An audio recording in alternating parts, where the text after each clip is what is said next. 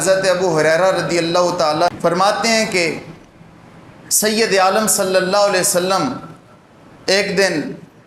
ہمارے سامنے جلوہ افروز تھے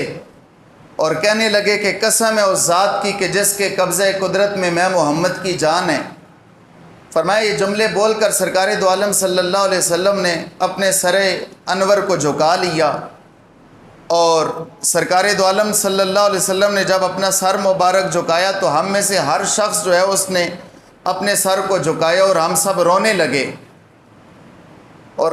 ہم یہ نہیں جان سکے کہ سرکار دو عالم صلی اللہ علیہ وسلم نے کس بات پر قسم اٹھائی اور یہ کہا کہ قسم ہے اس ذات کی کہ جس کے قبضہ قدرت میں محمد کی جان ہے۔ اور فرمائیں کہ تھوڑی دیر بعد جب سرکار دو عالم صلی اللہ علیہ وسلم کو ہم نے دیکھا تو سرکار دو عالم صلی اللہ علیہ وسلم کے چہرے پر بشارت کے کچھ اثرات تھے، اور جب ہم نے سرکار دو عالم کے چہرے پر خوشی کے اثرات دیکھے تو یہ ہمیں اتنا عزیز تھا کہ اگر ہمیں 100 سرخ اونٹ بھی مل جاتے تو اتنی خوشی نہ ہوتی جتنی خوشی دیکھ کر ہمیں اپنے محبوب کے چہرے پر خوشی محسوس ہوئی تھی۔ صحابہ ہر چیز سے بڑھ کر لا یؤمن احدکم حتی اکون احب الیہ من والدہ وولدہ والناس اجمعین، تم میں سے تو کوئی بندہ اس وقت تک مومن ہی نہیں ہو سکتا جب تک اسے میں محمد سے بڑھ کر اپنے ماں باپ، والدین، اعزاء و اقرباء، رشتہ داروں سے بڑھ کر محبت نہ ہو جائے۔ تو فرمایا کہ ہمیں اس دن اس سے بڑھ کر کوئی خوشی نہ ہوئی جتنی خوشی ہمیں سرکار کو خوش ہوتے ہوئے ہوئی۔ تو فرمایا کہ جب ہمیں یہ خوشی محسوس ہوئی اور ہم خوش ہو گئے تو سید عالم صلی اللہ علیہ وسلم سے پوچھا سرکار وجہ تو بتائیں، وجہ کیا ہے؟ سرکار دو عالم نے فرمایا جو بھی بندہ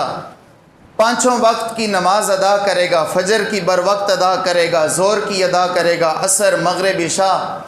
اور پھر اگر ماہ رمضان اس کی زندگی میں آ جاتا ہے تو وہ اس کے روزے بھی رکھے گا، تو فرمایا کہ جو بندہ 5 وقت کی نماز پڑھے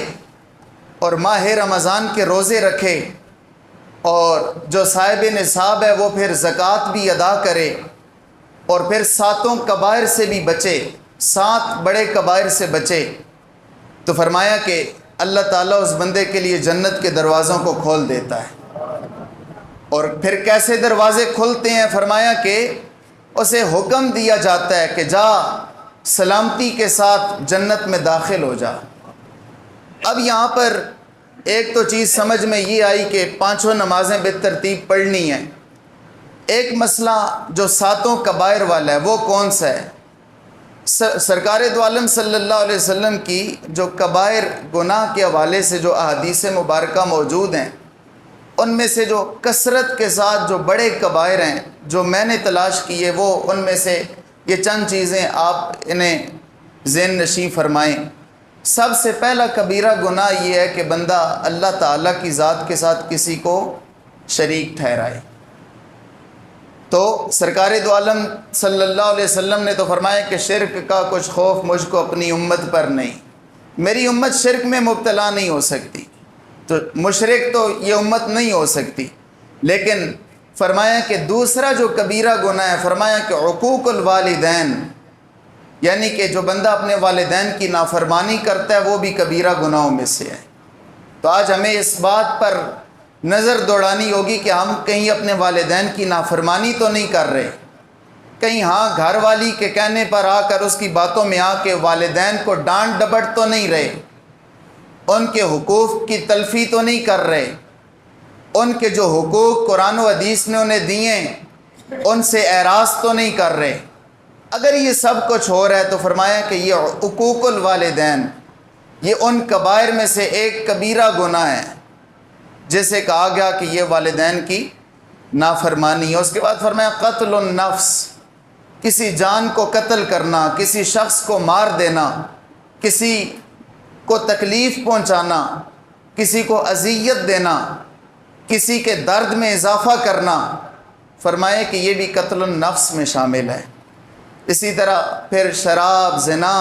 یہ دیگر جتنے بھی ہیں یہ اس کے بعد آتے ہیں، لیکن سب سے بڑا یہ ہے کہ کوئی شخص اپنے والدین کی نافرمانی کرے۔ فرمائے کہ جو شخص 5 نمازوں کی پابندی کر لیتا ہے اور کبیرہ گناہ یہ جو 7 کبائر ہیں ان سے بچ جاتا ہے، اللہ تعالیٰ اسے جنت کی بشارت عطا فرما دے۔